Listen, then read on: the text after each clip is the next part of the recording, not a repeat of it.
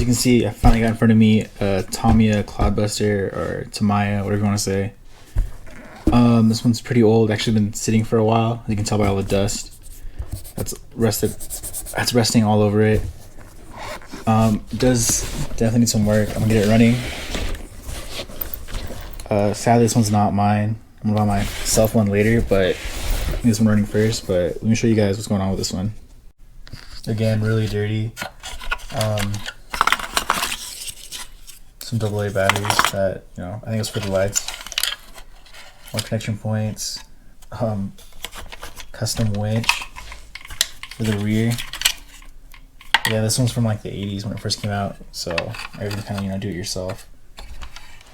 What else can I show you guys real quick if I open it up? Shock springs are kind of rusted out. I think this is a custom hitch, but I'm not sure. But I need to take it off because it's actually occupying the spot for the link to mount to, so I can have, you know, steering front and rear. Let's get to the front. And there is some, you know, a little bit of custom paint right there that's on the plastics. Because originally, of course, you know, it was blue. Oh, look. Reflector light just popped off. That's awesome. Alright, let me get into some more stuff. So after undoing these 8 screws on this top little tray right here, get to the electronics and stuff, and again, just dirty. So yeah, I'm not sure this connects to. I think it's the one from the 80s, but I'm not 100% sure. The motor's mounts are right here. They all connect to this point right here that has an on and off switch. I'm not sure how the original actually operated 100%. Servo's located right here. It's this one single standard servo.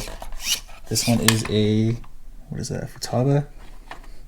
Yeah, it's Futaba. I need to take it out. Let's look at it more. I know it's shot. I already tried to, you know, turn it on. Nothing. There's another on-off switch right here, which help operate the lights. You know, keep the circuit and everything, all that other fun stuff.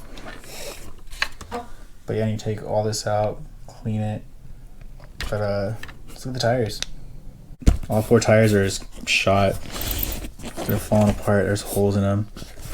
There shouldn't be. This one's not. Oh, never mind. This one is still bad.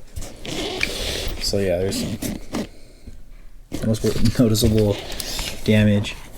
This one's not on the inside. It's actually on the outside right here. You can see just falling apart. Same with the rear. They're all having, you know, they're all used and abused. Plus, you know, it was sitting for a while, so it didn't help it at all. The motors, I'm not sure, but I think they're shot. I bought replacements. These are the foams to, you know, protect them from the sand. I thought these things get pinched out the battery tray, but there's 3 screws right here. So I'm not sure how you know, take it out and everything else. But let me figure this out real quick. So I took 3 screws out, but those are, you know, stock holes right there, all 3 of them, 1, 2, and 3. So I'm guessing you just, you know, mount your battery and leave it in when you charge it. It's kind of weird. I'm not sure how most of these older RC cars work. They didn't start until later. So yeah, it's kind of weird. It's interesting. Again, all the dangling wires. Let me take some tires off so I can show you guys. You can see more of the construction of the axles. So there's no hex right here, right? So these 5 little hole pins right there, little slots I should say, that's what, you know, keeps these mounted from spinning freely. Kind of interesting. I didn't know they did that. And if you open it up, see the focus is good enough. There's the hex, and everything else is held in by a E-clip. I think it's actual bearings, not bushings in there.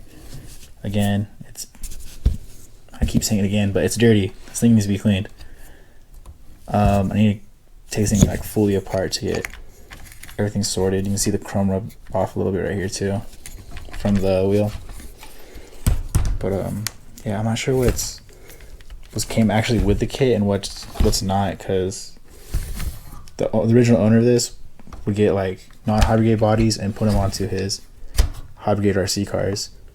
So I don't know what's stock and what's not custom, what isn't, what is, what isn't. Jesus, messing up my words. But the body's seen better days too. It's pretty worn. You can see the plastic, the paint cracking. I'm probably not gonna do anything to the bottom. Leave it stock the way it is, and then just buy another one later and send it. But it did have lights, so the lights were right there. The front grille, none in the rear. So those are the lights. I need to see if they're, you know, they work or not, or if I need to replace them or anything. But hard body, so that's kind of cool.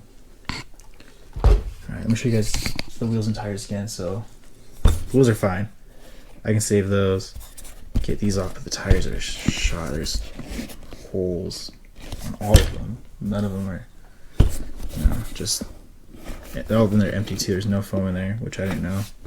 For some reason I thought these things had foam, but yeah, they don't. Actually, this one looks, I mean, no, never mind. Look at that. As soon as I push down on it, it crumbles. Just crumbles on itself.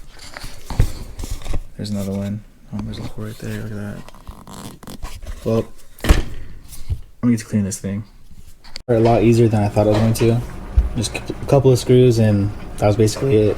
So yeah, just a little quick time lapse of me taking it apart, so I can get to everything. That's it. So as you can see, I took off the front and rear axle. This is the front axle, all disgusting, and here's the rear. Every time I took something off, I had to check because things are falling off. I just trying to make sure it's not, you know, a screw I need or a part that broke or anything like that. But it was just built up dirt and grime and crust and everything else.